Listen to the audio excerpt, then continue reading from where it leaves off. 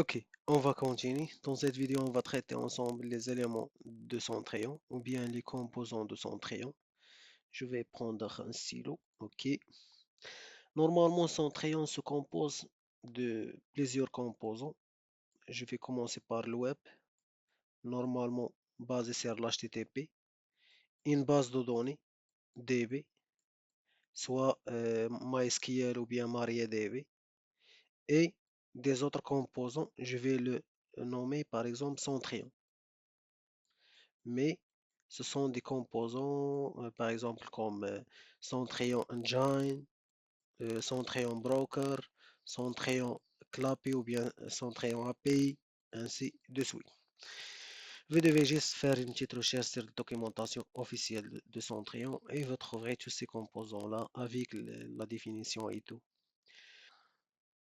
Mais dans cette vidéo, je vais baser sur juste quelques éléments. On va commencer par le serveur central. Le serveur central, pour moi, c'est tous ces composants-là.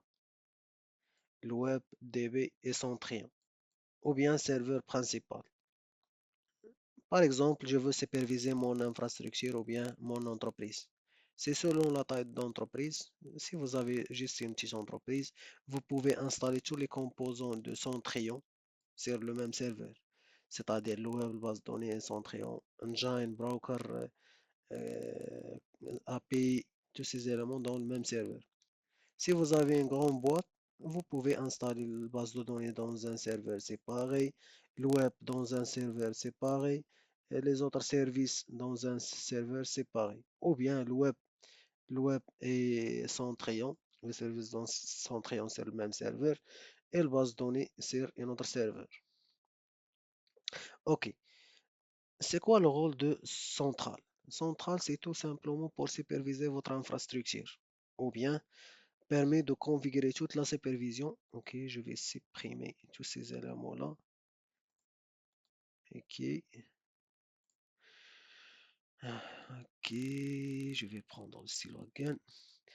Central permet de configurer toute la supervision de votre infrastructure.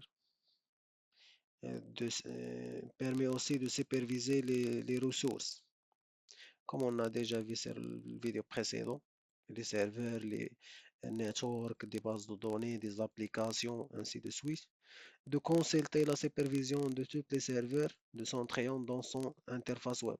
Serveur central vous permet aussi de consulter la supervision de tous les serveurs Centrion dans son interface web. C'est tout simplement d'administrer les serveurs de Centrion à partir de web.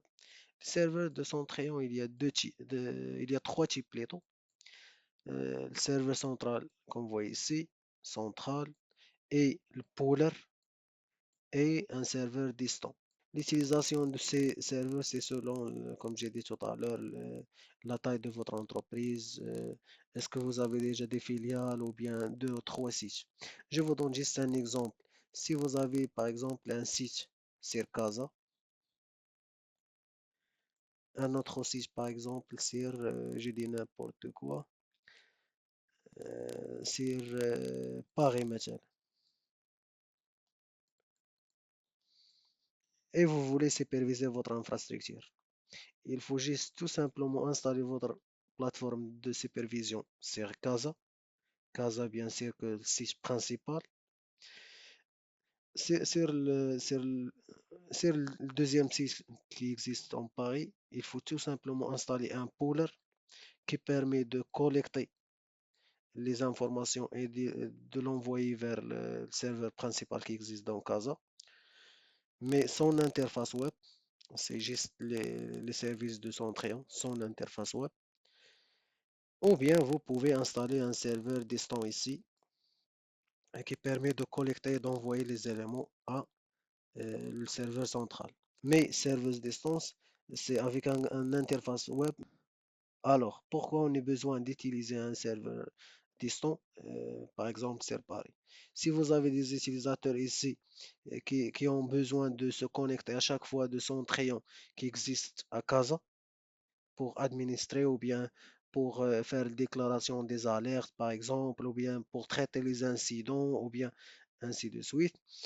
La méthode de connexion, vraiment, ça va prendre un peu de temps à cause de la distance et tout.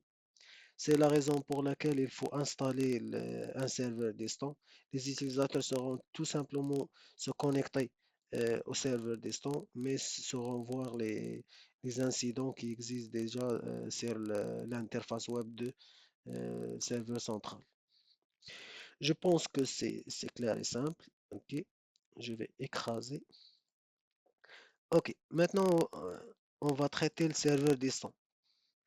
C'est juste un serveur distant supervise les ressources comme on a déjà dit. Il possède un moteur de supervision.